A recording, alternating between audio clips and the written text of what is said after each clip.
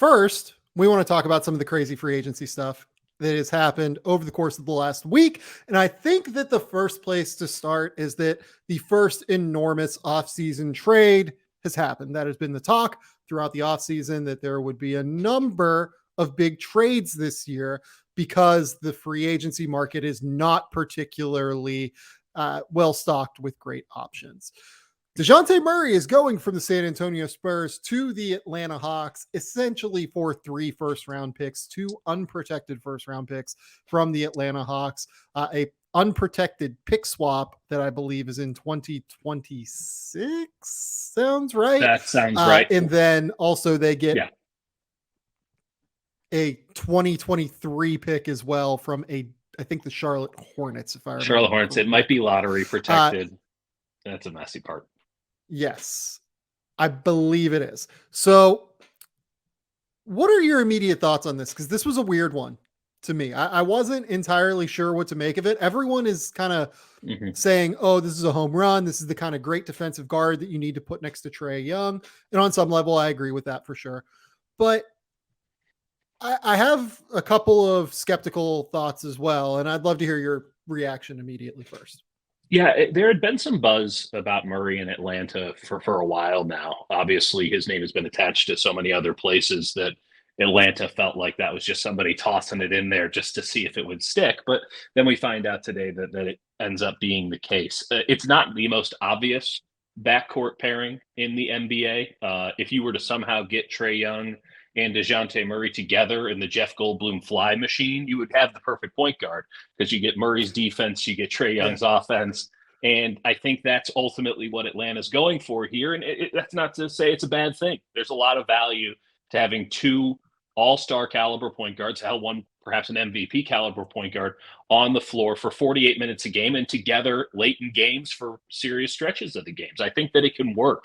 My question is either of them viable off ball? We've seen this. Yeah. I think the best example that we could look at is maybe like James Harden and Chris Paul. That was 2 point guards, 2 ball dominant guys, but like Chris Paul is so good at spotting up and shooting. James Harden was a shooting guard until he went to Houston. And it's not to say that it was perfect. And especially on the defensive side, there were certainly some issues, mostly James Harden's, but it worked. And maybe this is just a perfect mesh. I'm really interested to see what kind of offense they're going to run, because I do think you have to divest yourself a little bit from the straight pick and roll stuff that they've been running nonstop with Trae Young. You cannot have just that 40% usage rate stuff with Trae Young anymore. It has to be a little bit more motion. And if they can find the right balance, it could be really, really dangerous and really, really fun to watch. I think that's the first thing that came to mind for me. It's like, ooh, if that thing clicks, that's going to be fun as hell, because both of those guys can really light it up.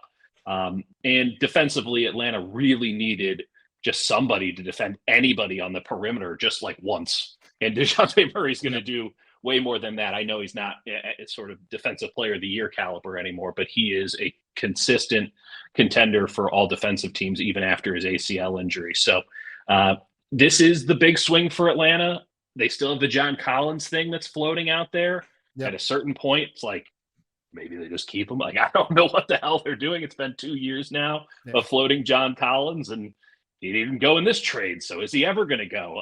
And I just, Atlanta needed to make the move, though, right? I know that it's difficult to compare to that sort of post-pandemic season, that very first one, 2021. But they went to the Eastern Conference Final, and they did not maintain that momentum, to say the least, going into this season. Right. Call the first go-around a fluke or whatever. Like, they should be in the mix in an Eastern Conference that's damn good, but not prohibitive in terms of them getting into it. So they're going to have to do big things. You know, they bring in Landry Fields as the GM. He's going to have a lot of control over what they're done. Clearly he does at this point. I know this is a Landry Fields sort of move. Obviously Travis and all that from up high is giving it the A-OK, but the day-to-day stuff is being handled by Landry. And I don't think they're done, but this alone, I do think, should make them better, because what did they give? I mean, they were probably going to waive Gallinari for luxury tax purposes. It was just a justifiable thing to do. They didn't lose any players. They lost some draft picks, they're making what I think is a sane bet that those draft picks aren't going to be worth all that much. And, I think we all read the Kevin Arnovitz piece on the Phoenix Suns saying the draft, not that big a deal. Maybe the Hawks are buying into that and think that they can go from there. But I think it was a really good trade for both teams, because San Antonio, there's no value in being in the play-in tournament every year. Not when you can't attract free agents. Yeah. And so bottoming out, getting into the tanking process for this upcoming draft class, that seems like a pretty solid move, even with the worsening lottery numbers, and just giving themselves a chance, and probably the next coach at some point in the next couple of years, a chance to build up something new, seem necessary. And Dejounte Murray, as great as he is, and as much as you want to keep a really good player like that, he had just kind of gotten over the edge in terms of age. It wasn't going to be part of a young core. He was in that kind of weird middle ground. And so getting him to a place that's going up. Same thing. Yeah, that happened with Derek White as well. Derek White was a 23-year-old when he was drafted, and already is 27, 28 years old, and he just didn't fit the timeline. And DeJounte's younger than Derek White for sure, but the age timeline for DeJounte and this core, which I think they think of as Keldon Johnson, Devin Vassell, Josh Primo, the three rookies they brought in this year, all of whom are teenagers. I think that they're thinking of it more in a longer term variety, and they still don't have the star. Atlanta is the much more interesting side here to me, because one thing they've struggled with Trae Young is finding real backup point guard minutes. With Dejounte Murray now, they can just have Dejounte run the second unit. They're not going to fucking hemorrhage points anymore when Trae Young leaves the court, and they might have a really good second unit, because they're a deep team. Totally. Yeah, like they're going to be able to actually now run real offense in the second unit. The question that I have is something you alluded to from the jump. It's, what does it look like when these guys are off the ball? And in Dejounte's case, Dejounte is a really good cutter. He is someone that has developed a mid-range jumper, but in today's NBA, like, as a floor spacer, you're only as good as your distance. Yeah, you're only as good as if you can shoot the three.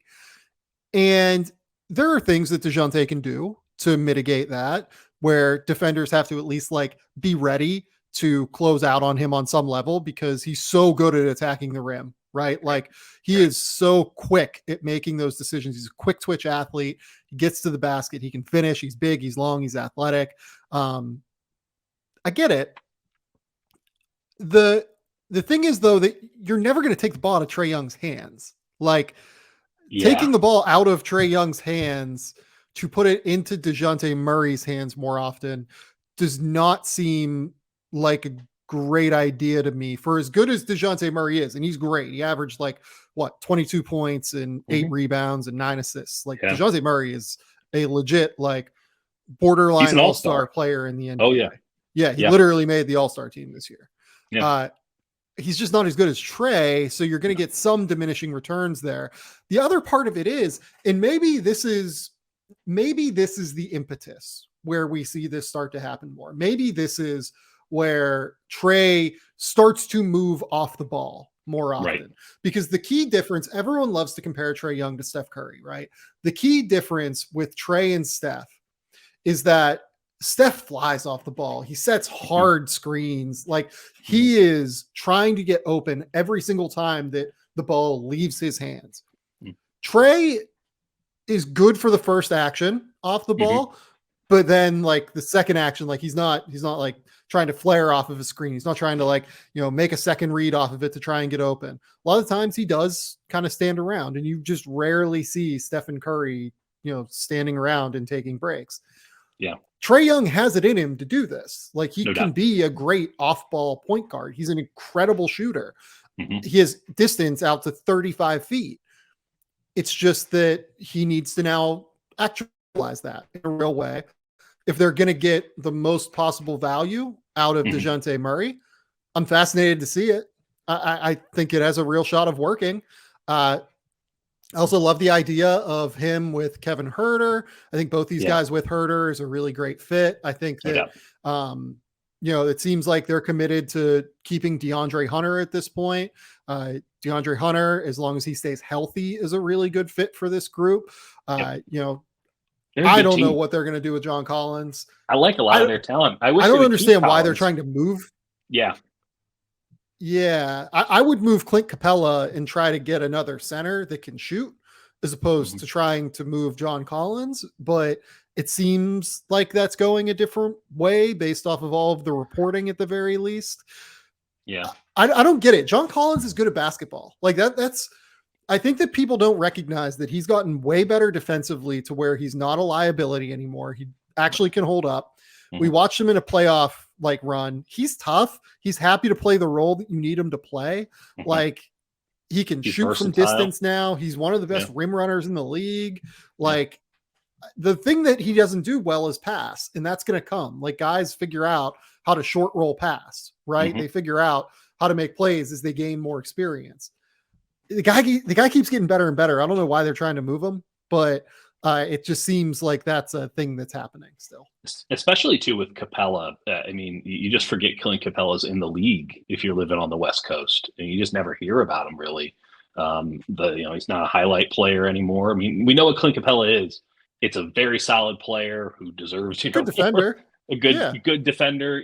But it's just he's stuck in the middle. He's not an elite player at center. And I think that some people, especially during his time in Houston, could have extrapolated to that point. I think it would have been foolhardy as evidenced, but I just don't see much more upside in a guy like Clint Capella. And there's certainly value to be had on the trade market for him. He's an average center that is getting paid $20 million a year. And like an average starting center, like that's valuable. It's valuable to be able to eat up minutes as a starting center. Like at his peak, he was a borderline all defense center, which is again, really valuable. He got paid for it. Would like to see what he looks like another year off of his injury coming into last season.